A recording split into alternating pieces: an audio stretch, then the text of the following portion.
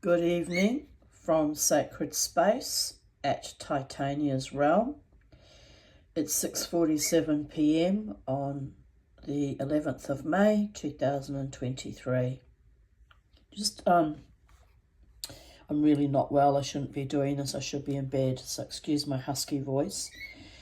Just a quick video. I'm wanting to show that I have now polished this boulder opal rock that I've had in my possession. I bought it in roughly 1990, perhaps 1992, around about that time frame. And I have finally got round to polishing it in its entirety. And I have reached 8,000 grit now. It's shiny, but still not quite as shiny as I had hoped I would be able to bring it up to. But it's an improvement on when I had just polished it with polishing papers by hand. So there is a shine, there is a sheen, as you can see when I run it against the light. It's come up pretty lovely. Like I'm pretty happy with it. Here's the sides. Unfortunately, I used a rubber burr, and it wasn't a silicon carbide rubber burr. I thought, I didn't realise there'd be a difference actually. And I now have bits of rubber stuck in it. But you know what? I don't really care. Maybe the bits of rubber will fall out over time. Be'ezrat Hashem, by the will of God. Things do have a habit of falling down over time, eroding. I put a lot of work into the stone. It had actually, when I initially bought it 30 odd years ago, it was initially polished on the front face of it, but as erosion happens, or oxidization, or drying out, or whatever, it had actually lost its shine. So it's nice to have it polished up again. Looking very pretty. So that's the sides. Put a lot of work into this, but it's been worth it. Like I've enjoyed the process. This side's very shiny and glossy, and this side has actually got a lovely play and light in the actual sand matrix under the stone, which is interesting. Looks almost like tiger eye. I couldn't get rid of that rough bit. I would have needed a sinter drill bit and to dig it out. And I'm talking about this rough bit here. But I was scared that if I dug it out, I would hollow out to here and lose the opal. So I've deliberately left that looking a bit rugged, out of fear of losing too much of the shape of the opal. This has come up quite lovely. So this is no coconut oil rubbed on it like I did initially when I first did it. This is its natural polished up to 8,000 grit state. My battery died on my Dremel. I must buy another battery pack. So I could have done with a bit more buffing with 8,000 grit on this back part. But all said and done, I'm very happy with the progress. So probably time now, waiting for my battery to recharge to quit for the night.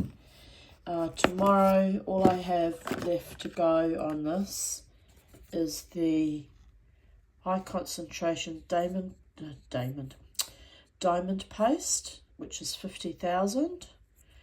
I wish I had the 14,000 because it's a big jump from 8,000 to 50,000.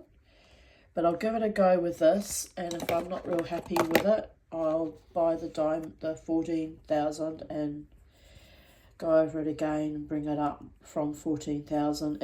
You can buy the paste up to 100,000, I'm told, which I think I will do that. I just want it to be, super shiny and super buffed up. and super, super awesome.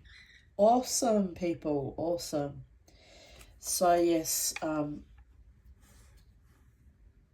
I think it should make an interesting piece of jewellery. Yeah, for myself, I've got to buy the sterling silver to make the bezel. Haven't decided what kind of bezel I'm going to make because it'll be irregular shapes on the sides because it's some parts are thinner, go down to being thinner than others. So that might be problematic with my newbie silversmithing skills, but I'm willing to give it a try. Yeah, it's a beautiful stone, and I'm very happy with my progress. And the stone's probably, if one could ask the stone, if stones could speak, it's probably very happy that it's been given a fresh outlook on life, a buff and a polish. Oh, I do like that that blue of that opal. I mean, it's a pity there isn't more of it, but if I dug around inside I might risk losing it, and I think I have already lost a fair bit in here. I'm pretty sure there was more of it to begin with. If I do a comparison after, I'll probably tear my hair out at how much opal I've actually lost. But it's okay, because this was my first piece and it's my experiment. And I've got these to start working on as soon as I finish this piece to my satisfaction. So, yeah, on we go. Exciting times in Titania's realm. The Tanya's finally getting creative. Well, I've always been creative, but I'm finally working with semi-precious stones and precious stones. So there you go. Oh, speaking on that, I bought the other day, my funds are very limited, but I bought the other day, it arrived yesterday, a turquoise, piece of turquoise. So that might make a lovely ring. So I'm slowly acquiring little bits and pieces. Here's a work in progress, and another work in progress. I've got to buy bezel wire, and another work in progress. So you see, I'm not just psychedelic dreaming of my beautiful fairies and pixies. I'm actually manifesting things on a daily basis. These are uranium glass type buttons from Czechoslovakia. I say uranium glass, they're not uranium glass, but they glow in the dark, are under a black light. So I bought those thinking they'd make lovely pendants, but they came out to be quite large pieces. They're nearly as big as my opal. But that's okay. I've just got to make a backing sheet for it, and I'll make a pendant out of those. So it's all happening at Titania's realm, but it's happening at a very slow snail's pace because my health and my money and my energy levels are not great. But I've done well. I've worked for 2 full days on the stone. So considering I'm sick and should be in bed, I've done well today. I'm getting really excited, do you know that? Really excited, because there was a time when I couldn't get out of bed and spent 16 to 20 hours in bed, a complete wreck, you know, and that was in my 30s, so that was a tragedy. That should not have happened. Thanks to those people that caused, well, they didn't completely cause it, but contributed to that level of poor mental health because of their viciousness. Yes, here we are, 30 years later. Well, not quite 30 years, 28 years or so later, and I'm rebuilding my life from scratch, literally scratching up stones. It's ironic, isn't it? The world is a magical, beautiful place, but you have to work with the flow and put your faith in the gods and choose life and be happy no matter what. Nil caberendum et bastardos. Never let the bastards grind you down.